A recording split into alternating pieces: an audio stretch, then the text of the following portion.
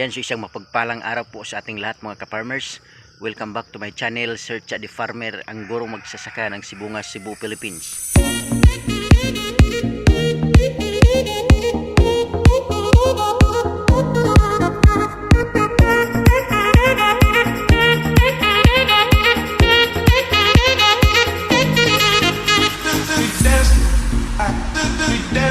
And if you are new to this channel mga ka-farmers, please don't forget to subscribe and click the notification bell in order for you to be notified with my coming videos. Thank you and enjoy this vlog.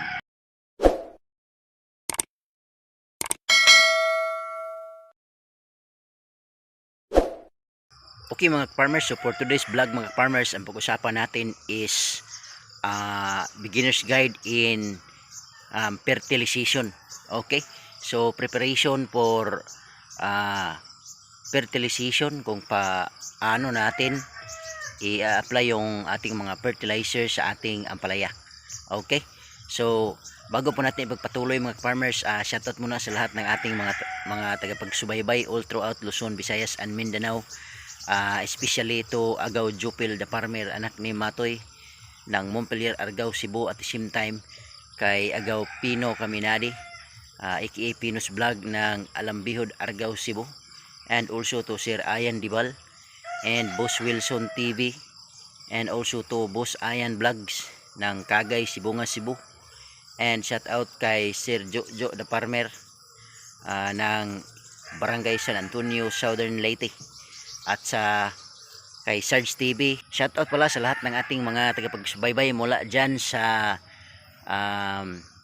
Duguan, Sibungas, Cebu, especially po sa mga Redondo family, kay Lolo Alberto Redondo, kay Lola Joy Redondo, at the same time kay Ate Janice Francisco, and also shoutout kay Ate Ivy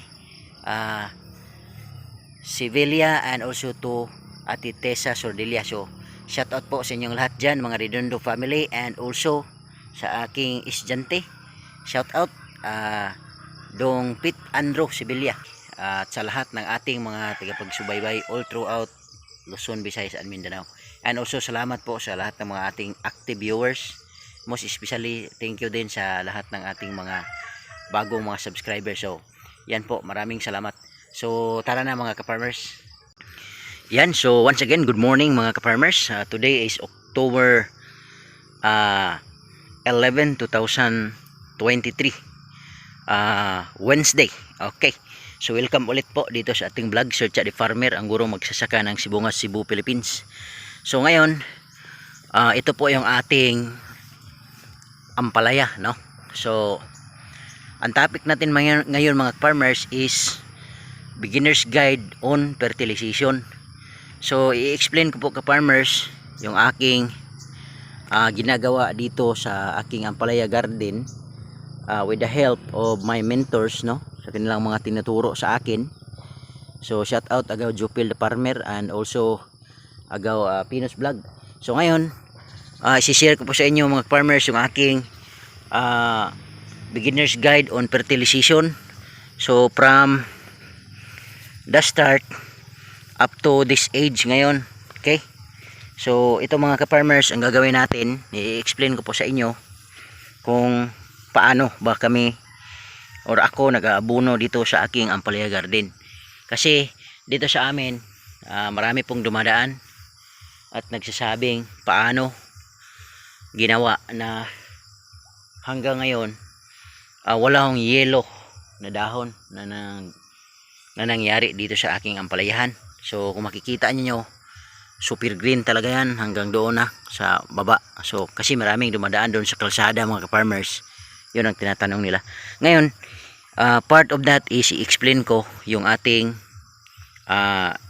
beginner's guide on fertilization. So unang una mga farmers, sisimula tayo dito sa ating plot, no, preparation ng ating plot with the plastic mulch. So ganito po ako nag-aabono mga ka-farmers, okay, with the guidance of my mentors. Na ngayon, itong ating plot mga ka-farmers is mula dito hanggang doon sa bahay ng aking pinsan doon. Explain natin yung ating pamamaraan ng pag-aabono. Okay, so ito mga farmers, ito yung puno natin. Okay? So merong butas na ginagawa para doon natin itatanim yung ating ampalaya. Na ngayon, kung mapapansin nyo mga farmers, meron pa tayong ibang mga butas na makikita dito sa ating plastic mulch, sa ating plot. So first na butas is ito, yung pinagtamna natin ng ating ampalaya.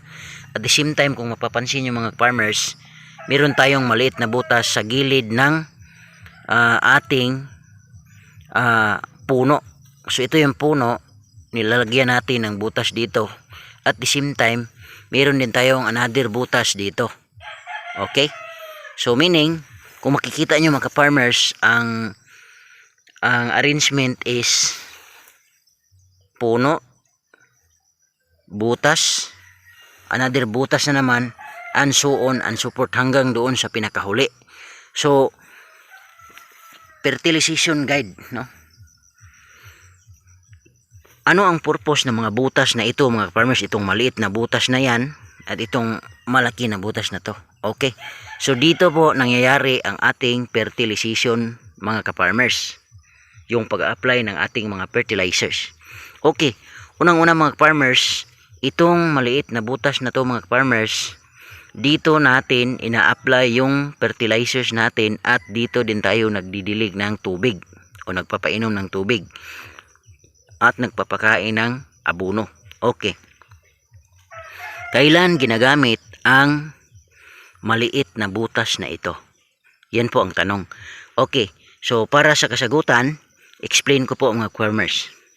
Noong itinanim ko ang ampalaya natin, ito, from day 1 to day 10, wala po tayong gagawin dyan.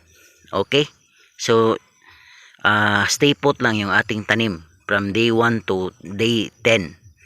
Ang ano lang natin mga farmers, ititingnan natin araw-araw, baka mayroong mga yung maliliit na mga snails, kasi yun po ang sisira. Okay, ito yung ibang mga insekto. So yun lang ang gagawin. Pero in terms of fertilization and other matters ay after 10 days na. Okay? So dito mga farmers, sa maliit na butas, dito po natin ina-apply yung fertilizers at ang patubig within 11 days to 25 days. Dito po ina-apply yung abono at the same time yung patubig. Okay? Now, what will happen after 25 days? Kasi yung fertilization at saka patubig natin dito sa maliit na butas is from 11 days to 25 days. So, ano ang mangyayari after 25 days? So, after 25 days mga ka-farmers, since yung ating ampalaya sa pagkakataon na 25 days ay lumalaki na, mag-transfer tayo dito sa butas sa gitna, yung malaking butas. So in between sa ating tanim na ampalaya ito at saka ito, which is 1 meter ang distance mga ka-farmers, mayroong butas sa gitna. Okay, so 25 days beyond mga ka-farmers, dito na tayo magpapakain ng ating ampalaya. So meaning dito natin i-apply yung abono at saka yung patubig dito sa malaking butas na ito. So yan po ang ating ginagawa. So sa lahat po ng ating ampalaya. Okay, dito naman, so kung makikita nyo, meron ding maliit na butas, malaking butas. Yun po ang purpose ng mga butas na yan, that is for fertilization.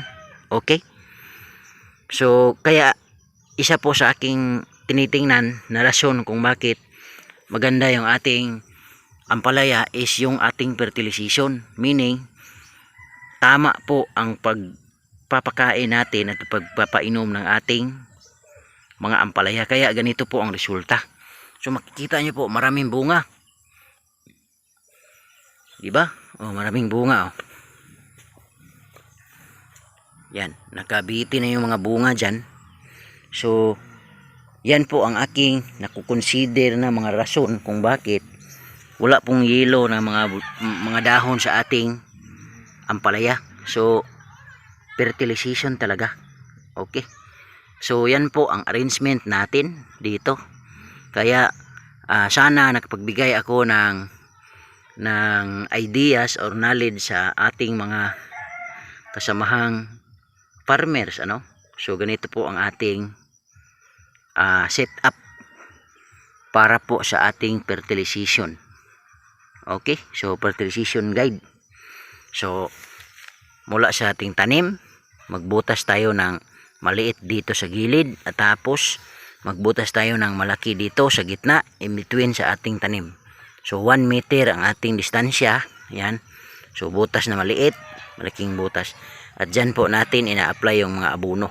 Now, sa mga susunod na vlogs natin mga farmers, pag-usapan po natin yung mga abono na ginagamit ko dito sa aking ampalaya garden with the guidance pa rin sa ating mga mentors.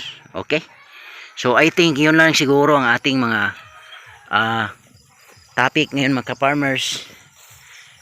Maraming salamat po. Okay? So yan ang ating ampalaya sa ngayon. At yun po ang ating topic sa araw na to mga farmers. Maraming salamat sa inyong panunood at suporta. So I hope na meron kayong ideas or knowledge na nakukuha dito sa ating vlog na magagamit nyo rin kapag kayo ay sumubok sa ampalaya farming. So hindi po ako expert sa ampalaya farming kasi beginner lang po tayo. So this is our first time entering ampalaya farming or gardening. Kaya yung aking sinishare mga farmers, yung mga ideas na yan ay galing lang din sa aking mga mentors. Kaya laking pasalamat ko talaga sa kanila. So once again, thank you so much, no, sa inyong suporta. At the same time sa mga nag-subscribe sa atin, maraming salamat sa tulong na palakihin yung ating channel. So sana magpatuloy para magpagbigay pa tayo ng mga ideas at knowledge about ampalaya farming sa ating mga kababayan at sa lahat pa ng mga kaibigan natin sa Pilipinas o sa buong mundo. Okay? So once again, this is Search at the Farmer, ang gurong magsasaka ng Sibunga, Cebu, Philippines. Bye bye and thank you.